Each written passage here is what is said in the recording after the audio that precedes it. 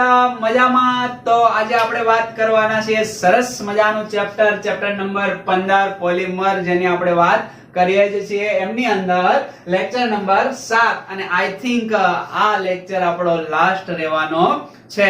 આજ ચેપ્ટર ખતમ થઈ જશે. તો વાત કરવાના છીએ આજે આપણે બાયોડિગ્રેડેબલ પોલિમર અને નોન બાયોડિગ્રેડેબલ પોલિમર. બોલે તો જૈવ વિઘટનીય પોલિમર અને જૈવ અવિઘટનીય પોલિમર. એ કોને કહેવાય, કઈ રીતે કહેવાય, બધું જ તમે જાણો છો.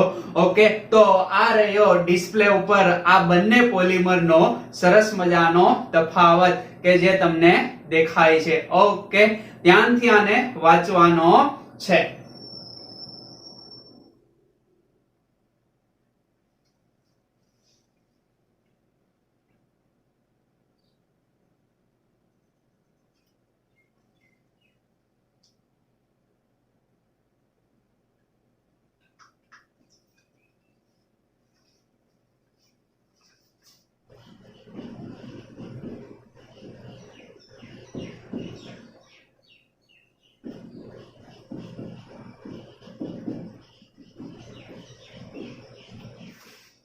ઓકે, તો આ તફાવત સરસ મજાનો તમે વિડિયો પોઝ કરીને વાંચો. હવે અત્યાર સુધી જેટલા પણ પોલિમરના આપણે એક્ઝામ્પલની વાત કરી એ બધા જ એક્ઝામ્પલ કોના માટે હતા? તો કે નોન બાયોડિગ્રેડેબલ પોલિમર, યાની કે જૈવ અવિઘટનીય પોલિમર કે જેનું પર્યાવરણીય ઘટકો વડે વિઘટન થતું નથી. તો હવે આપણે વાત કરવાના છીએ કોની? તો કે બાયોડિગ્રેડેબલ પોલિમર, યાની કે પર્યાવરણીય ઘટકો, બેક્ટેરિયા, સૂક્ષ્મ જીવાણુ, ઓક્સિડેશન પ્રક્રિયા વગેરે વગેરે વડે શું થાય છે? તો કે આ પોલિમરનું વિઘટન થઈ જાય અને આ પોલિમર એ પ્રદૂષણ ફેલાવતા નથી. તો એવા પોલિમરની આપણે વાત કરી અને એના એક્ઝામ્પલ પહેલા તો આપણે જોવાના છે.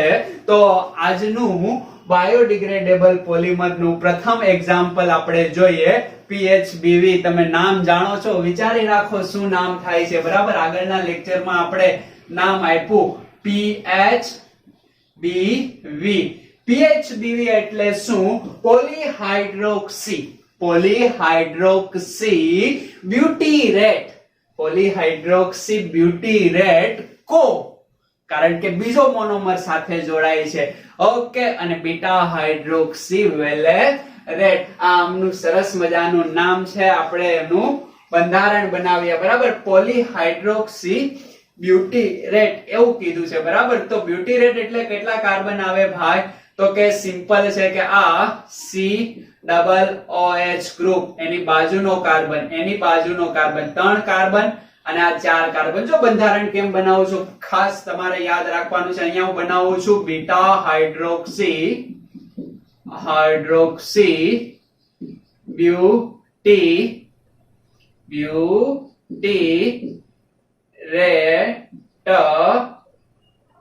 બ્યુટીરેટ એસિડ.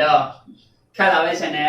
તો 1 2 3 અને 4 કાર્બન એટલે બ્યુટેરિક એસિડ થયું. ઓકે, અને બ્યુટેનોઇક એસિડ પણ તમે કહો છો.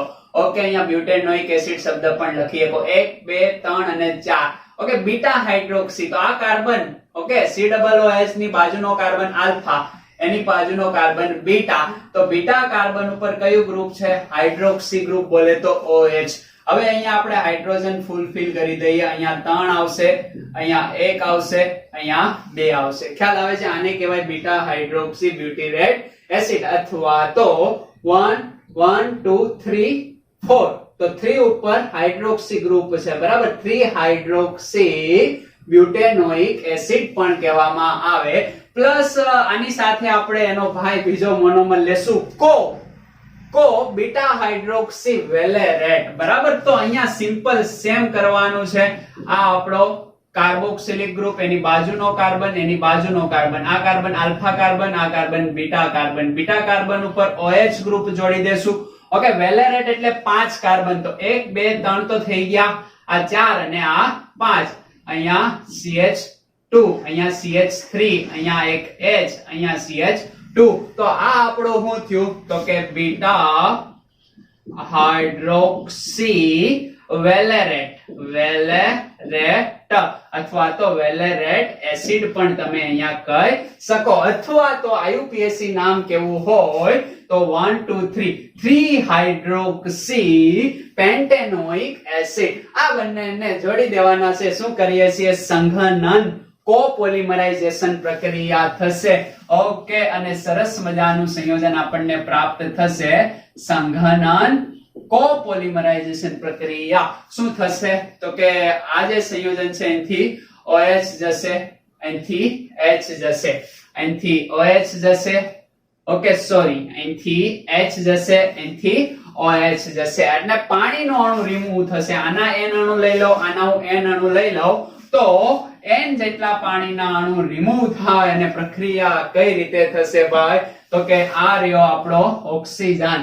ઓકે, એની પછી CH, અહીંયા CH3, અહીંયા CH2, અહીંયા શું બન્યું? તો કે CO. ખ્યાલ આવે છે ને? ઓકે, આ ઓક્સિજન અહીંયા જોડાઈ જાય યસ, અહીંયા તો કે C, CH2, CH3, અહીંયા CH2, અહીંયા બન્યો CO.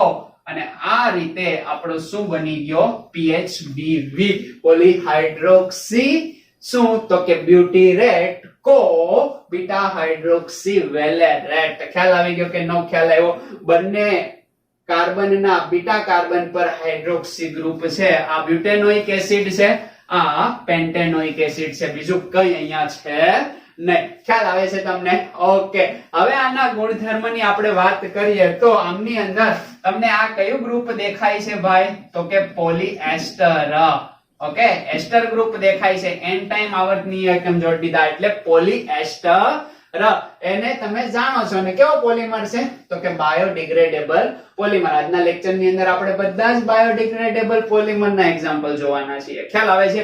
ઓકે, હવે અહીંયા વાત કરીએ આનો મુખ્ય જે ગુણધર્મ છે મારે તમને ખાસ સમજાવવો છે કે આ જે બ્યુટીરેટ અને વેલેરેટ, ખ્યાલ આવે છે? જે આ બ્યુટીરેટ છે એના કારણે આ પોલિમરની અંદર સદ્રઢતા આવે. સદ્રઢતા એટલે માલુમ છે ને?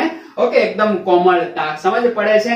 અને આના લીધે ઓકે કોમળ પણ લાગે, કોમળ પણ હોય ને એકદમ દ્રઢ હોય, બરાબર? અને આ જે વેલેરેટ એસિડ છે એના કારણે ફ્લેક્સિબિલિટી, બરાબર, લચક પણાનો ગુણધર્મ આપણને જોવા મળે. આના કારણે શું આવશે? તો કે લચકતા આવશે. અને આના કારણે સદ્રઢતા આવશે. મજબૂતાઈ આના કારણે આવશે ને આના કારણે ફ્લેક્સિબિલિટી આવશે. ખાસ યાદ રાખજો, ઘણીવાર MCQ આ પૂછાતો હોય. હવે વાત કરી લઈએ આમના ઉપયોગોની. ઉપયોગો બહુ સરસ મજાના છે. ખાસ યાદ રાખવાનું છે, ખાસ પ્રકારના પેકિંગ ની બનાવટ માટે. ઓકે, પેકિંગ ની બનાવટ માટે.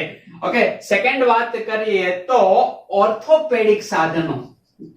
ઓકે, ઓર્થોપેડિક સાધનો, પેલા હાડકા ભાંગતૂટ થયા હોય અને જે વસ્તુ અંદર નાખવામાં આવે એ બધા ઓર્થોપેડિક સાધનો છે. થર્ડ વન આપણે જોઈએ તો જે કેપ્સ્યુલ હોય ને, શું? તો કે કેપ્સ્યુલ. ઓકે, તો આ કેપ્સ્યુલ ના જે કવર બનાવવા માટે, બરાબર, તો કેપ્સ્યુલ ના કવરની બનાવટ માટે આ પ્રકારના પોલિમરનો ઉપયોગ થાય છે. ખાસ યાદ તમારે રાખવાનું છે. ખાસ પ્રકારના પેકિંગની બનાવટ માટે, ઓર્થોપેડિક સાધનોની બનાવટ માટે, કેપ્સ્યુલના કવરની બનાવટ માટે. ઓકે, બસ એટલું યાદ રાખવાનું છે. બીજું કઈ અહીંયા યાદ રાખવાનું છે નહીં. સાપી મારો. તો નેક્સ્ટ આપણે જોઈએ બાયોડિગ્રેડેબલ પોલિમર. હવે જે ચારક પોલિમર જોવાના છે કરીબ સરખા છે. બધાનો જ ઉપયોગ એક કોમન તમને જોવા મળશે. એમાંથી પેલો છે PHB. ઓકે, પેલો V હતો, V કાઢીને ખાલી PHB, પોલીહાઇડ્રોક્સી બ્યુટીરેટ. શું આને કહેશો તમે? તો કે પોલીહાઇડ્રોક્સી બ્યુટીરેટ. પોલીહાઇડ્રોક્સી બ્યુટીરેટ. અને આપણે જોઈએ તો પેલા એના મોનોમર થી આપણે શરૂઆત કરીએ. આ બધા જ પોલીમર પોલીએસ્ટર વર્ગના અને બાયોડિગ્રેડેબલ છે. બધામાં એ ગુણધર્મ કોમન આવશે, બરાબર. તો આ જે PHBV છે પોલીહાઇડ્રોક્સી બ્યુટીરેટ, મેં હમણાં જ તમને કીધું બ્યુટીરેટ કેમ બનાવશો, તો કે બ્યુટેરિક એસિડ, બરાબર. આ કાર્બન, એની બાજુમાં કાર્બન, આ carbon beta carbon. Okay, beta carbon ઉપર OH ગ્રુપ આપણે જોડવાનું છે, એટલે આ કાર્બન ને મેં નીચે લીધો. બાકી લાઈનમાં હું લખી શકું, ખ્યાલ આવે છે ને? ઓકે, અહીંયા CH2, અહીંયા H, અહીંયા CH3. આ આપણો બની ગયો શું, તો કે બીટા હાઇડ્રોક્સી બ્યુટીરેટ. સમજ પડે છે? હવે શું કરવાનું, સિમ્પલ આનું બહુલીકરણ કરવાનું, યાની કે પોલિમરાઇઝેશન પ્રક્રિયા. બહુલીકરણ કરતા તો સરસ મજાનો રેખીય પોલિમર આપણને પ્રાપ્ત થશે. અહીંથી OH, અહીંથી H, એટલે -H2O રિમૂવ થશે. આના N અણુ લઉં તો અહીંયા પણ મારે N કરવા પડે. અહીંયાથી શું જશે ભાઈ, તો કે અહીંયાથી OH-, અહીંયાથી H+. હંમેશા યાદ રાખવાનું, આલ્કોહોલ હશે H+ આપશે, કાર્બોક્સિલિક એસિડ છે એ OH- આપશે, બરાબર. તો આ આપણો ઓક્સિજન, અહીંયા CH, અહીંયા CH3, અહીંયા CH2 અને અહીંયા CO ગ્રુપ. અહીંયા બ્રેકેટ કરો ક્લોઝ, અહીંયા n ટાઈમ આપી દો. સમજ પડે છે? इसको बोलते हैं PHB, પોલીહાઇડ્રોક્સી બ્યુટીરેટ. સમજ પડે કે સમજ ના પડે? ઓકે, એલિફેટિક પોલીએસ્ટર વર્ગનો પોલિમર છે, દેખાય છે ને? CO અને O.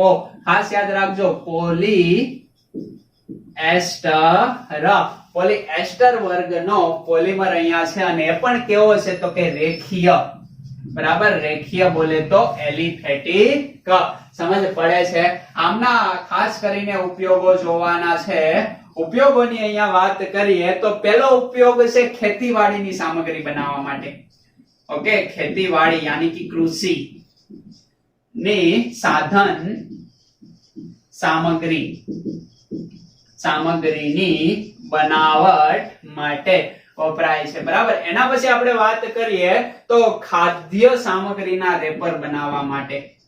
ખાદ્ય સામગ્રી અથવા તો પદાર્થના રેપર પરના જે પેકિંગ માટેના કાગળ આવે એ, અને આ ખેતીવાડીની અંદર પણ ઘણા બધા ખાતર માટેના પેકિંગ, બિયારણ માટેના પેકિંગ વગેરે બનાવટની અંદર પોલીહાઇડ્રોક્સી બ્યુટીરેટ નો ઉપયોગ થાય છે, અને ખાસ તમારે ધ્યાનમાં રાખવાનું છે. ઓકે, એના પછી ત્રીજો પોલિમર પણ આપણે અહીંયા જ જોઈ જઈએ. ત્રીજો પોલિમર બહુ સરસ મજાનો, આના જેવો જ આનો ભાઈ કહી શકાય. શું, તો કે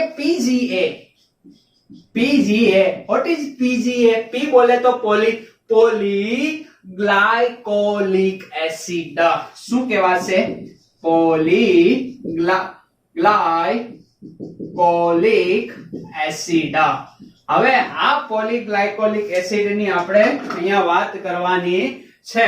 તો પોલીગ્લાયકોલિક એસિડ એટલે શું, તો કે ગ્લાયકોલિક એસિડ તમે જાણો છો શું ભાઈ, તો કે સિમ્પલ, અહીંયા CH2 એક બાજુ કાર્બોક્સિલિક ગ્રુપ અને બીજી બાજુ હાઇડ્રોક્સી ગ્રુપ.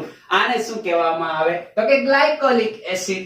હવે આ ગ્લાયકોલિક એસિડ નું બહુલીકરણ, રેખીય બહુલીકરણ કરશું તો અહીંથી OH-, અહીંથી H+, એના N અણુ લેશું. સેમ ઉપરની પ્રક્રિયા કરી એજ ઇટ ઇઝ, -NH2O અહીંયાથી રિમૂવ થશે. શું બનશે, તો કે OCH2CO આના N અણુ. આને શું કહેવાય, તો કે PGA, પોલીગ્લાયકોલિક એસિડ. ખ્યાલ આવે છે ને? આ પણ દેખાય છે, આ OH અને આ O, એસ્ટર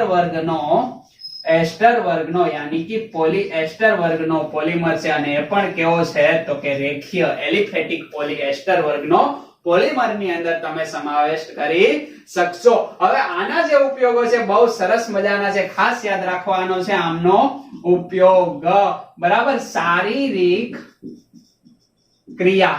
ક્રિયા બોલે તો શસ્ત્રક્રિયા, બરાબર. ઓકે, શારીરિક સીવણ. ઓકે, સીવણ માટે આનો ઉપયોગ થાય. ટાંકા લઈને ટાંકા લેવા માટે, અને ખાસ આધુનિક સમયમાં આધુનિક સમયમાં શારીરિક શ્રીવણ તરીકે કોનો ઉપયોગ થાય? PGA નો. ખાસ તમે આને યાદ રાખવાનું છે. હાલના સમયમાં ઢગલા બંધા વપરાય, બરાબર? કારણ કે બાયોડિગ્રેડેબલ પોલિમર છે, ટાંકા લે પછી ટાંકાનું વિઘટન થવું જોઈએ. જો વિઘટન ના થાય તો પાછા તોડાવવા પડે, એ બધી ઘણી તકલીફ થાય. એના કારણે સિમ્પલ છે કે આનું વિઘટન થઈ જાય અને ફરીવાર તમારે તોડાવવા પડતા નથી. એટલે અપગ્રેડ આવ્યું, એટલે આધુનિક સમયની અંદર આ પોલિમરનો ઉપયોગ થાય. ખાસ યાદ રાખજો, PGA આધુનિક સમયની અંદર શારીરિક શ્રીવણની અંદર એમનો ઉપયોગ કરવામાં આવે. ઓકે, હજી એક પોલિમર આમની સાથે સાથે જ આપણે જોઈ લઈએ અહીંયા. ઓકે, કયો પોલિમર? Polymer number 4. જે પોલિમર છે આપણી પાસે PLA. પોલીલેક્ટિક એસિડ. લેક્ટિક એસિડ ને તો તમે જાણો જ છો, બરાબર? આનું નામ શું થશે ભાઈ? પોલીલેક્ટિક એસિડ.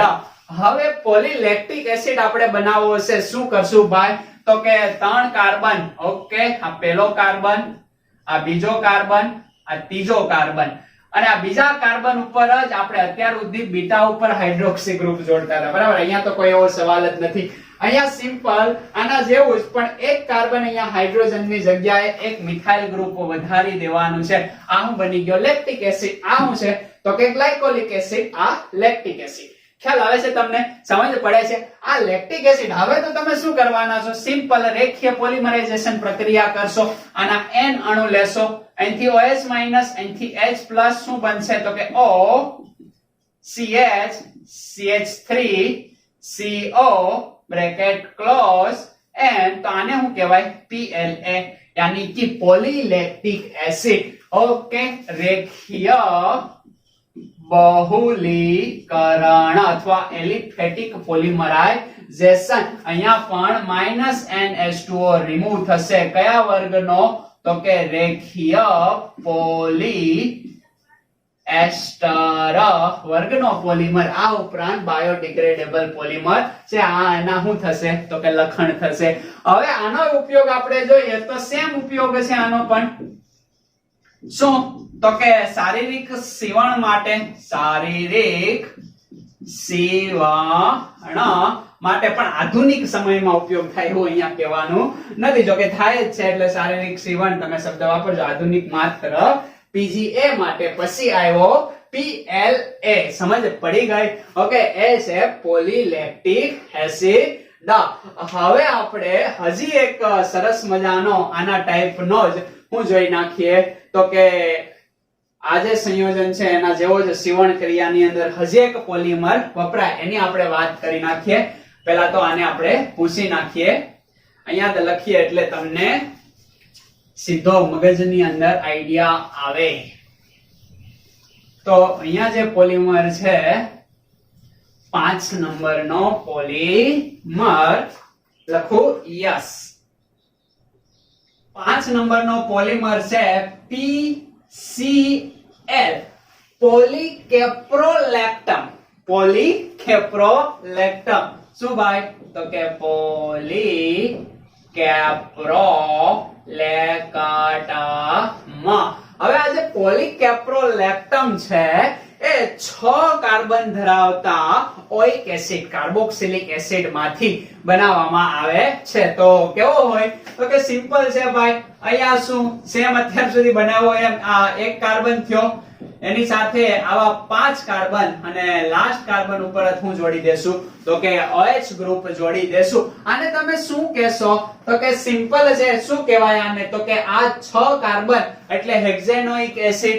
ઓકે, તો 6 હાઇડ્રોક્સી હેક્ઝેનોઇક એસિડ એવું તમે અહીંયા IUPAC નામ આપી શકો. આનો n અણુ લઈ લો. રેખીય પોલિમરાઇઝેશન પ્રક્રિયા થશે, જેને આપણે કહીએ છીએ બહુલીકરણ. પોલિમરાઇઝેશન લખવું થોડું લાંબુ પડે એટલે બહુલીકરણ લખી દીધું, બરાબર? તો અહીંયા શું કરશો? તો કે અહીંથી H+ અહીંથી OH- ને રિમૂવ કરશું. -NH2O. વાય? તો કે અહીંયા n અણુ છે, n મોનોમર જોડાય.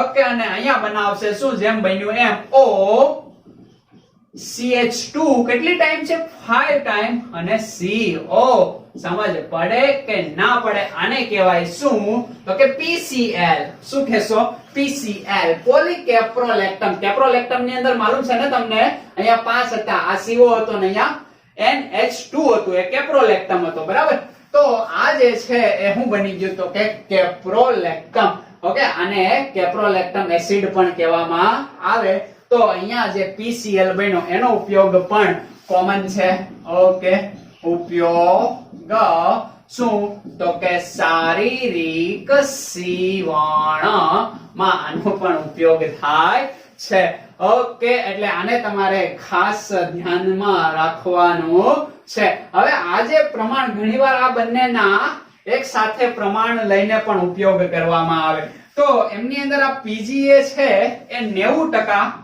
ઓકે અને આ જે છે એ 10% વાપરવામાં આવે એટલે 9:1 ના રેશિયોની અંદર આ બંને પોલિમરને ભેગા કરીને સીવણ તરીકે પણ તમે ઉપયોગ કરી શકો અને આનો પણ ઉપયોગ સીવણ તરીકે કરી શકો બરાબર તો સીવણ તરીકે શું આવશે તો કે PGA PLA બરાબર એટલે એ વાળા મોસ્ટ ઓફ સીવણ તરીકે L નો L કરી નાખવાનો એટલે લાસ્ટ બરાબર લાસ્ટ કયો છે તો કે PCl એટલે પોલીકેપ્રોલેક્ટમ એનો પણ તમે સીવણ તરીકે ઉપયોગ કરી શકો છો આ પણ પોલીએમાઇડ ઓકે આ પણ પોલીએસ્ટર એમાઇડ ની પોલીએસ્ટર વર્ગનો રેખીય પોલિમર જ છે ખ્યાલ આવી જાય કે નો ખ્યાલ આવી જાય અને બાયોડિગ્રેડેબલ પોલિમર છે ચાલો એટલું લખી નાખો પછી લાસ્ટ એક આપણે બાયોડિગ્રેડેબલ પોલિમર જોઈ લઈએ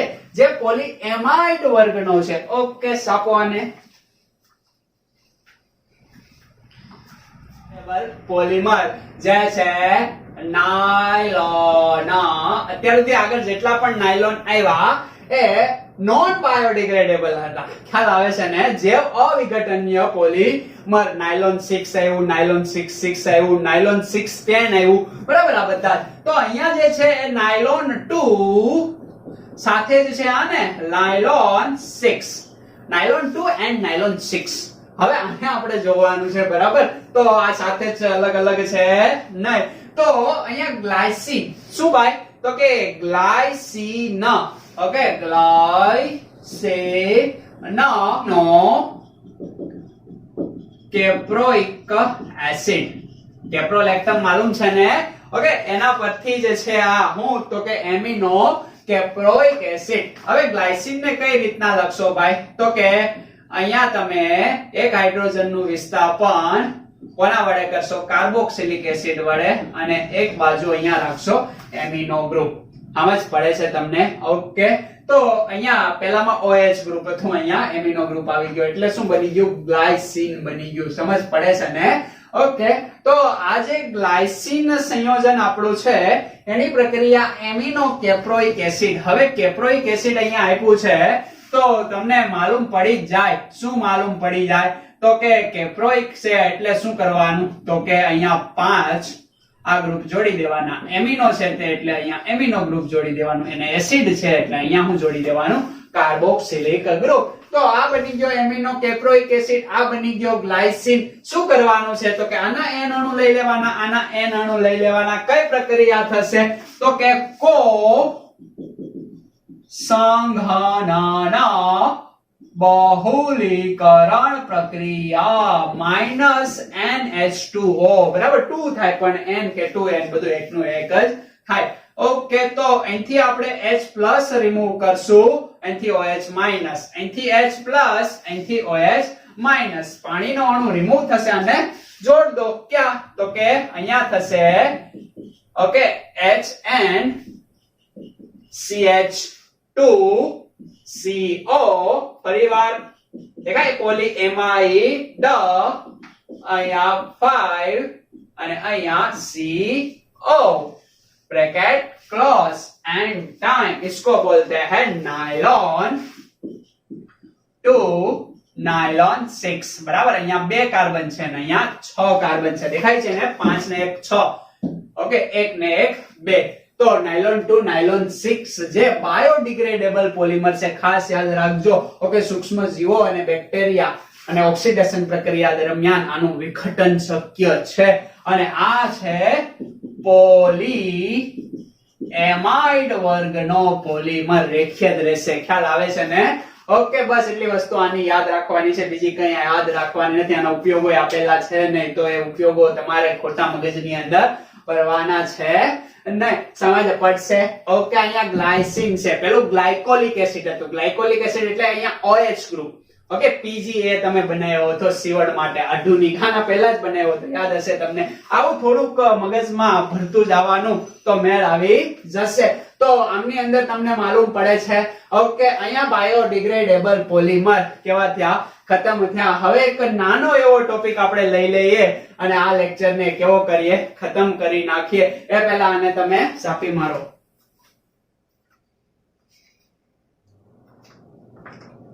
તો હવે આપણે વાત કરવાનું છે પોલિમર પદાર્થનું આણ્વીય દળ.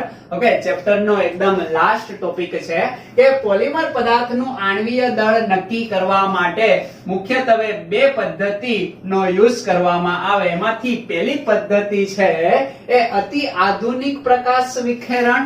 ઓકે, અતિ આધુનિક પ્રકાશ વિખેરણ. અને સેકન્ડ વન પદ્ધતિ છે ક્રોમેટોગ્રાફી પદ્ધતિ અથવા ક્રોમેટોગ્રાફી મોડ પદ્ધતિ. બરાબર, એ પ્રકારની પદ્ધતિ એવું આપણે કહી શકીએ. આજે પ્રકાશ વિખેરણને કહેવામાં આવે લાઇટ સ્કેટરિંગ. પ્રકાશનું સ્પ્રેડ થવું, વિખેરણ થવું. બરાબર, એ પદ્ધતિ.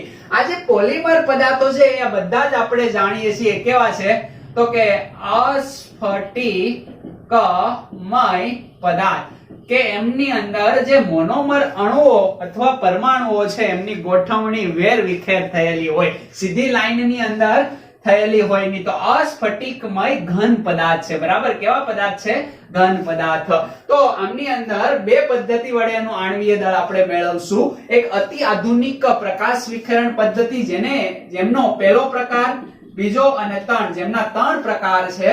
એક તો છે classical light scattering. Light scattering એટલે પ્રકાશ વિખેરણ, જેને આપણે કેવું હોય તો કહી શકાય CL અને સ્કેટરિંગ એટલે S. તો પહેલી પદ્ધતિ છે CSL પદ્ધતિ. એના પછી આપણે વાત કરીએ તો ક્વાસી ઇલાસ્ટિક લાઇટ સ્કેટરિંગ. હવે જે આ ક્વાસી ઇલાસ્ટિક લાઇટ સ્કેટરિંગ છે એને આપણે ક્વાસી ઉપરથી Q, ઇલાસ્ટિક ઉપરથી E, લાઇટ ઉપરથી L અને સ્કેટરિંગ એટલે S. તો QES બરાબર, QELS ક્વાસી ઇલાસ્ટિક લાઇટ સ્કેટરિંગ, જેને આપણે કહીએ પ્રકાશ વિખેરણ. અને લાસ્ટ છે ડાયનેમિક લાઇટ સ્કેટરિંગ. હવે ડાયનેમિક લાઇટ સ્કેટરિંગ છે જેને કહેવામાં આવે DLS. બરાબર, ડાયનેમિક લાઇટ સ્કેટરિંગ. ડાયનેમિક એટલે કે દિશાકીય પ્રકાશ વિખેરણ જેવું પણ તમે કહી શકો. તો આ ત્રણ પદ્ધતિ જે અતિ આધુનિક પ્રકાશ વિખેરણ પદ્ધતિ, લાઇટ સ્કેટરિંગ પદ્ધતિ છે.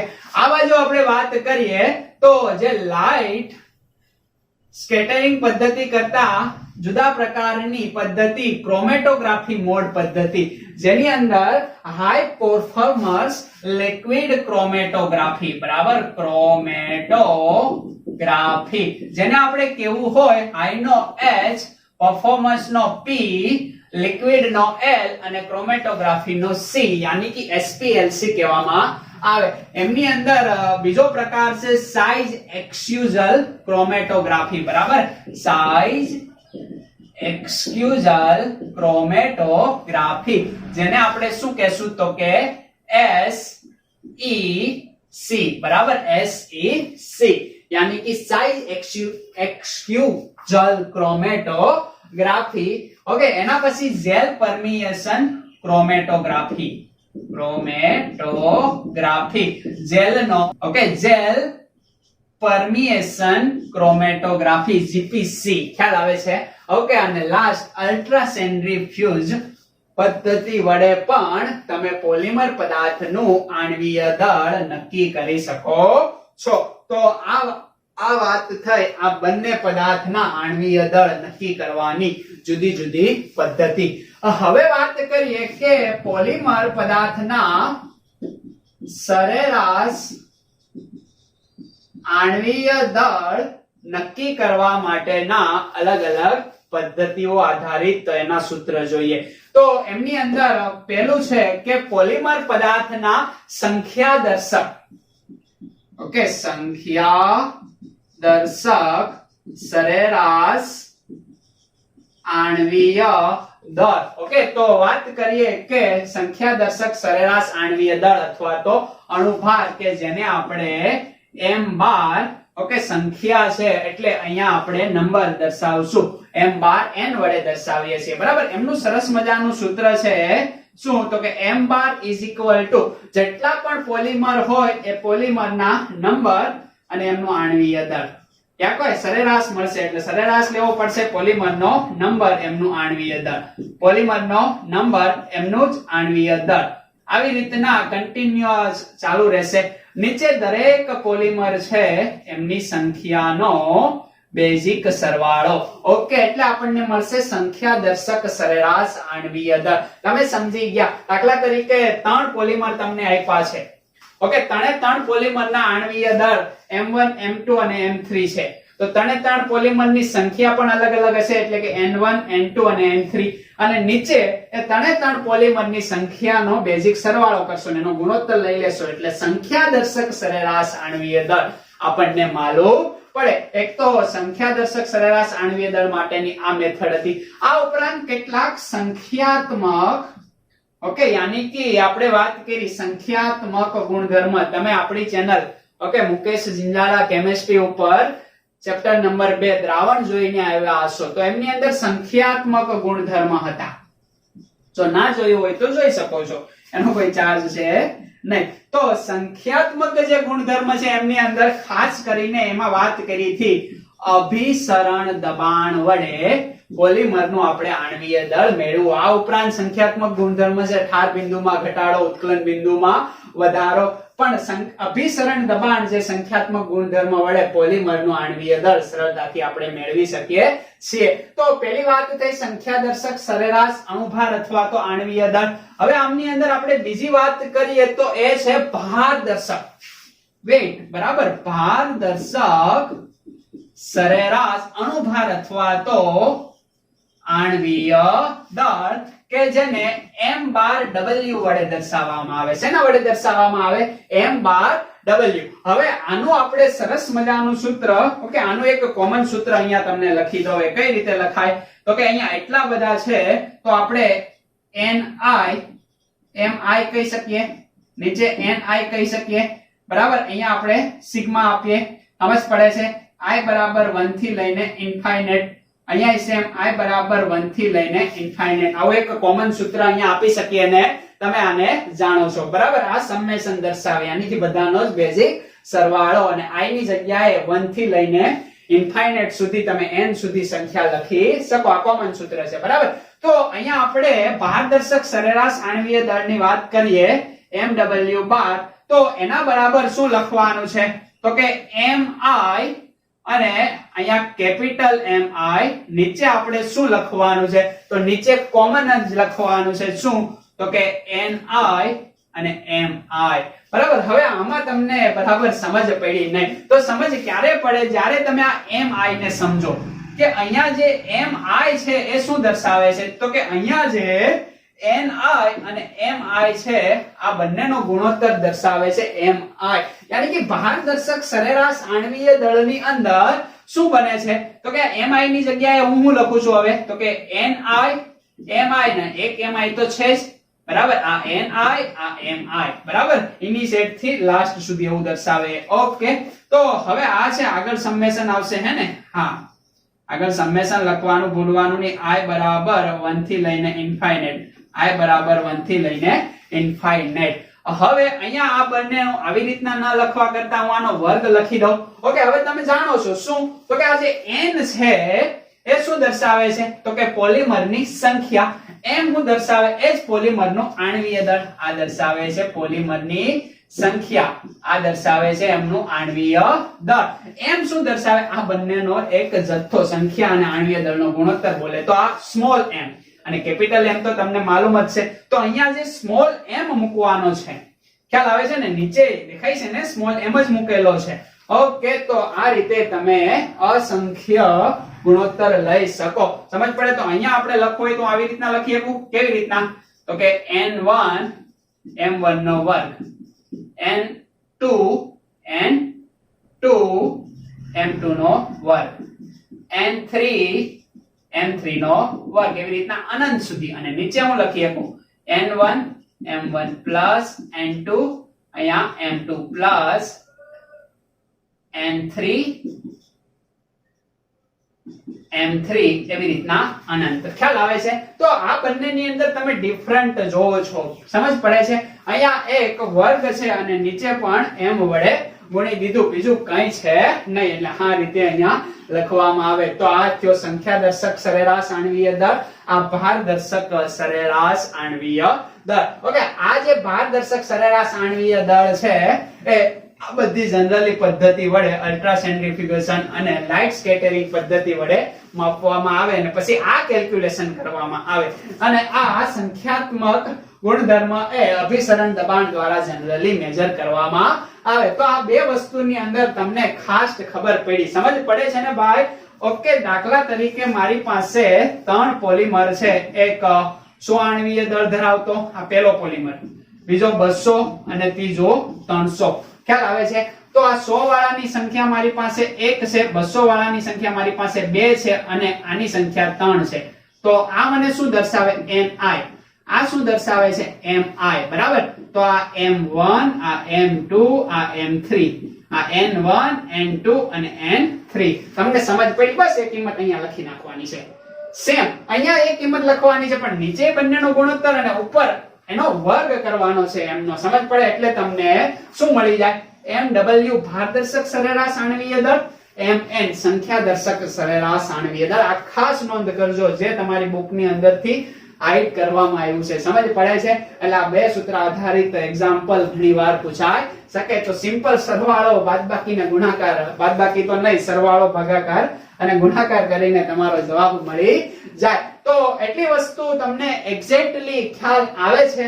હવે છે પોલીડિસ્પાર્સિટી. બરાબર? પોલીડિસ્પાર્સિટી ઇન્ડેક્સ. ઇન્ડેક્સ, બરાબર, જેને શોર્ટ ફોર્મ ની અંદર કહેવું હોય તો PDI. બરાબર? પોલીડિસ્પાર્સિટી ઇન્ડેક્સ. PDI બોલે તો શું ભાઈ? તો કે સિમ્પલ છે કે ભાર દર્શક સરેરાશ આણ્વીય દળ અને સંખ્યા દર્શક સરેરાશ આણ્વીય દળ નો ગુણોત્તર, ધેટ્સ કોલ્ડ શું થાય? PDI. ખાસ યાદ રાખજો, ઉપર મોટું છે એ રાખવાનું, નીચે નાનું રાખવાનું. ઓકે, ભાર ઉપર ઉઠાવવાનો છે, ભાર ઉપર બેસવાનું નથી. એટલે આ માણસની સંખ્યા છે ને એને ભાર ઉપાડેલો છે, એટલે એવી રીતના યાદ રાખી શકો તમે. શું? તો કે ભાર દર્શક સરેરાશ આણ્વીય દળ અને સંખ્યા દર્શક સરેરાશ આણ્વીય દળ ના ગુણોત્તરને શું કહેવાય? તો કે PDI, પોલીડિસ્પાર્સિટી ઇન્ડેક્સ. જો કુદરતી પોલિમર હોય, ખાસ યાદ રાખવાનું છે, કયો પોલિમર? કુદરતી પોલિમર માટે હંમેશા પારદર્શક સરેરાશ આણ્વીય દળ ઇઝ ઇક્વલ ટુ સંખ્યા દર્શક સરેરાશ આણ્વીય દળ. તો અહીંયા કુદરતી પોલિમર માટે PDI ની વેલ્યુ હંમેશા કેવી આવે? 1 આવે. ખાસ યાદ રાખજો. સમજ પડે છે ને? અને જો સંશ્લેષિત પોલિમર હોય, કેવા પોલિમર હોય? તો કે સંશ્લેષિત પોલિમર. તો સંશ્લેષિત પોલિમર માટે હંમેશા યાદ રાખવાનું છે કે પારદર્શક સરેરાશ આણ્વીય દળ ગ્રેટર ધેન સંખ્યા દર્શક સરેરાશ આણ્વીય દળ. યાની કે આ જે W છે મોટો હોય. સમજ પડે છે ને? તો એના માટે તમે સમજી શકો PDI. શું ભાઈ? PDI ની વેલ્યુ હંમેશા કેવી આવે? 1 કરતા મોટી. કોના માટે? તો કે સંશ્લેષિત પોલિમર માટે.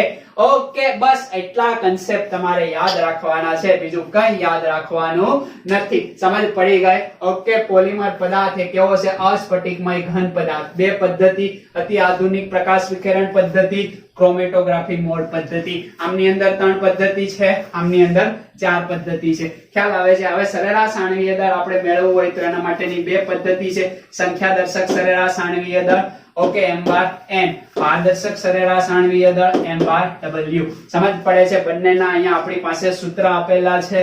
ઓકે, પોલીડિસ્પાર્સિટી ઇન્ડેક્સ કોને કહેવાય? તો કે પારદર્શક સરેરાશ આણવીય દળ અને સંખ્યા દર્શક સરેરાશ આણવીય દળનો ગુણોત્તર, બોલે તો PDI. PDI ની વેલ્યુ 1 હોય તો એ હોય કુદરતી પોલિમર, PDI ની વેલ્યુ 1 કરતા મોટી હોય તો એ હોય સંશ્લેષિત પોલિમર. એટલે અહીંયાથી તમે એ નક્કી કરી શકો કે પોલિમર કુદરતી છે કે સંશ્લેષિત. એટલે આવા પ્રકારના MCQ પૂછાય તો આપણને આવડતા હોવા જોઈએ. એક એક્ઝામ્પલ આપ્યું છે જેની અહીંયા કિંમત ઢોળી દો, કિંમત ઢોળીને જવાબ લખી દો એટલે તમારું કામ ખતમ થાય. સમજ પડે છે? ઓકે, તો અહીંયા આપણું સરસ મજાનું ચેપ્ટર કેવું કરીએ આપણે ખતમ કરીએ. ઓકે, નેક્સ્ટ સરસ મજાના ચેપ્ટર સાથે આપણે મળશું. આના MCQs વાપરો, આ ઉપરાંત આની થિયરી જે બુક ની અંદર આપી છે એ, અને અહીંયા થોડી ઘણી કંઈક એક્સ્ટ્રા હોય એ બસ એટલી જ યાદ રાખવાની છે. બીજું કઈ આ ચેપ્ટર ની અંદર નવું નથી. વાંચવાનું છે, યાદ રાખવાનું છે અને ટીક માર્ક કરવાની છે. ઓકે, અહીંયા બહુ મગજ દોડાવવાનું, કન્સેપ્ટ ભેગા કરવાના એવું કઈ જનરલી છે નહીં. આ કન્સેપ્ટ ભેગા કરવાના શેના માટે? તો કે તમે કઈ રીતે વાંચો છો અને એને કઈ ટ્રીપ થી યાદ રાખવું એના માટે કન્સેપ્ટ ભેગા કરવા પડે. તો અહીંયા આપણે ચેપ્ટર કેવું કરીએ ભાઈ ખતમ. આ વસ્તુ તમારે લખવાની બાકી હોય તો લખી નાખો. આના MCQ ટૂંક સમયની અંદર આપણે કોમ્યુનિટી પોસ્ટ, બરાબર, કે તમે જ્યાંથી વિડિયો પ્લેલિસ્ટ એવા ઓપ્શન જોવો છો તેમાં એક કોમ્યુનિટી નો ઓપ્શન હશે, એમની અંદર લિંક મોકલી દેશું અને એ લિંક ઉપરથી તમે MCQ ની PDF ડાઉનલોડ કરી શકશો અને આના MCQ તમે સોલ્વ કરજો. આ લોકડાઉન નો સમય તો જો કે લોકડાઉન તો ના કહેવાય, પણ આજે સમય સ્કૂલ બંધ, વેકેશન ટાઈમ હજી ચાલે છે, એ દરમિયાન તમે આનો સારી રીતે ઉપયોગ કરો તો આગળ જતા એ તમને ખૂબ જ કામયાબ બનાવશે અને જરૂરી બની જશે. બરાબર, એટલા માટે તમે એ કામ કરતા રહેજો, સતત મહેનત કરતા રહો, વાંચતા રહો, લખતા રહો અને સારું સારું ખાતા પણ રહો. ઓકે, સાપી મારો.